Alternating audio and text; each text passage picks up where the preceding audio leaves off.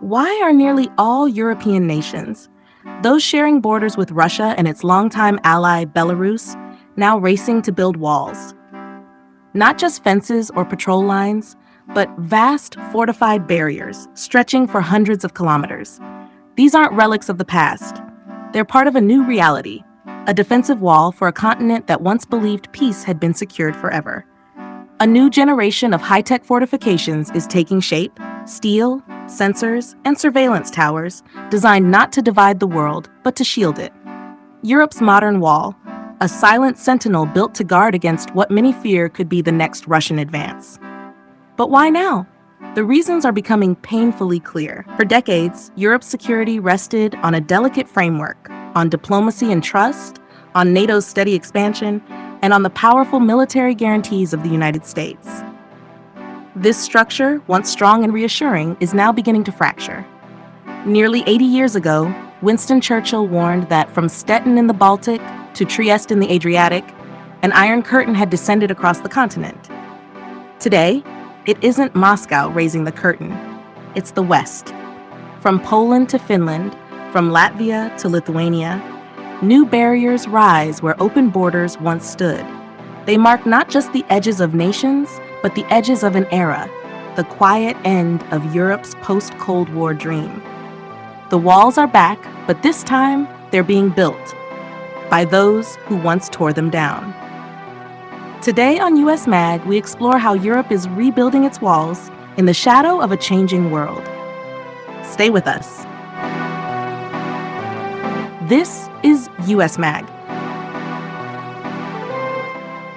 Along the vast northern frontier, where forests fade into frozen silence, Finland is building something remarkable. A wall.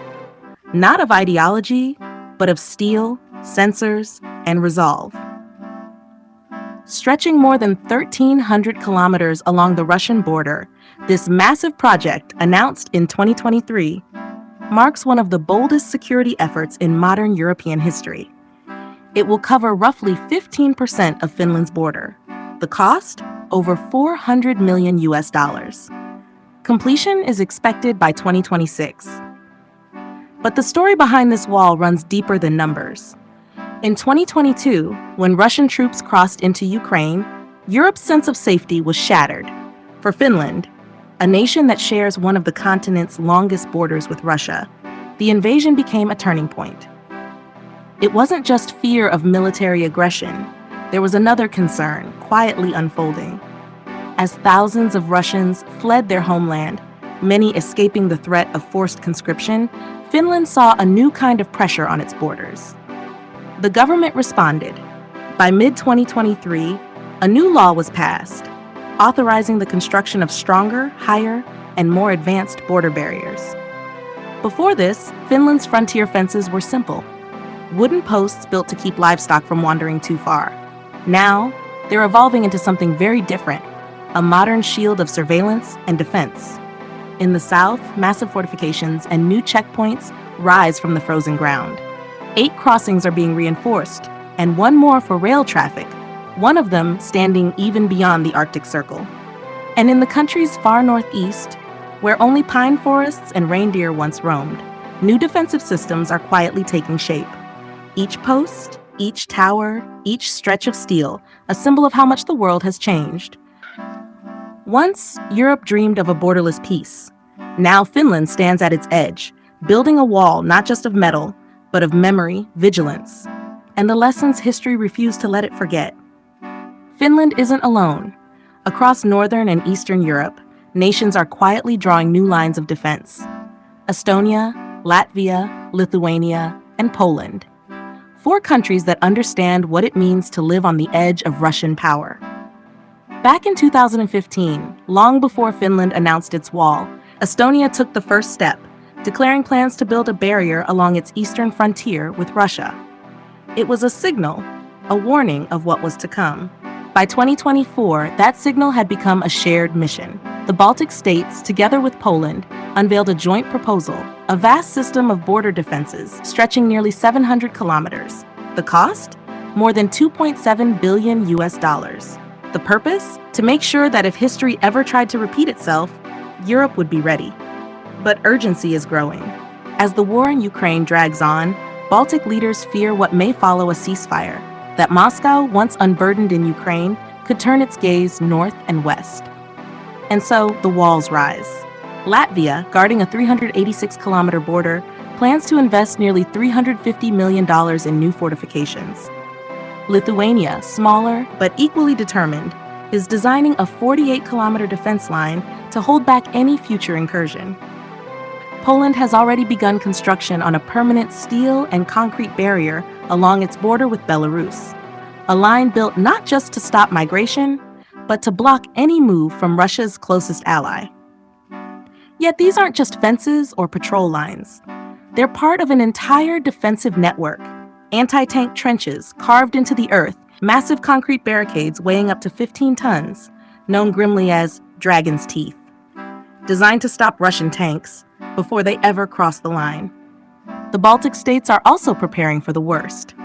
Along their 965-kilometer shared frontier with Russia, they're constructing over 1,000 bunkers, ammunition depots, and supply shelters. Each bunker, about 35 square meters wide, built to house 10 soldiers and withstand heavy artillery fire if war ever returns to Europe's edge. What once was open land, where people crossed freely between forests and fields, is transforming into a fortress line. A reminder that peace, no matter how long it lasts, is never permanent. From the Baltic shores to the plains of Poland, new walls are rising, not just against tanks or armies, but against the return of history itself. In 2025, the rules began to change. The Baltic nations, joined by Finland and Poland, made a decision that sent quiet ripples across Europe. They announced their withdrawal from the 1997 international treaty banning anti-personnel landmines. Lithuania had already stepped away from another key agreement, the one that prohibited cluster munitions. And in June 2025, Poland confirmed what many had long suspected. Its border defense plan, known as Eastern Shield, would now include the deployment of landmines. But this new era of defense isn't just about mines, barbed wire, or steel. It's about something far more advanced, something born from technology rather than trenches. A drone wall. In 2024, the leaders of Lithuania, Latvia, Estonia, Poland, Finland, and Norway met in the Latvian capital, Riga, to begin work on one of the most ambitious border projects Europe has ever seen, a 2,977-kilometer-long drone wall. Unlike traditional fortifications, this wall isn't made of stone or steel. It's built from signals, sensors, and silent wings in the sky. At its heart lies a dense network of radar and electronic warfare systems, designed to detect, track, and neutralize Russian drones before they ever reach European soil. And when a threat crosses the border, the response is nearly instant. Within seconds, a nearby reconnaissance drone lifts into the air, locking onto its target and eliminating it with precision before it can strike. This is not just one nation's effort. It's a collective shield, a synchronized network that depends on coordination, intelligence sharing, and trust among neighboring allies. Estonian engineers are already leading the way, developing drones capable of navigating some of Europe's most difficult terrain, lakes, swamps, and thick northern forests. Machines built to detect, follow, and neutralize threats in landscapes where soldiers once stood guard. If successful, the drone wall could become the world's first fully integrated digital border defense system, a model for how nations guard their sovereignty in an age of invisible warfare. Once, Europe's defenses were built from concrete and wire. Now, they're built from code, sensors, and the quiet hum of machines watching the horizon. Europe's new line of defense. In the heart of Europe, a quiet lesson from history is echoing once again. Every nation that borders Russia now moves in sync, forging new alliances and building a shared understanding of what lies at stake. Because they know history rarely repeats, but it often rhymes. Almost a century ago, France built what it believed was an unbreakable shield, the Maginot Line, a colossal web of fortresses meant to stop Germany's advance. Planners were certain the dense forests of the Ardennes would keep the enemy out. But they were wrong. The German army went around it through Belgium, and France's mighty wall became a monument to misplaced confidence. That moment, that failure, still shapes Europe's thinking today. And this time, they refuse to make the same mistake. Nations along Russia's frontier, from Finland to Poland, from Estonia to Lithuania, are building defenses not just of concrete, but of coordination and technology.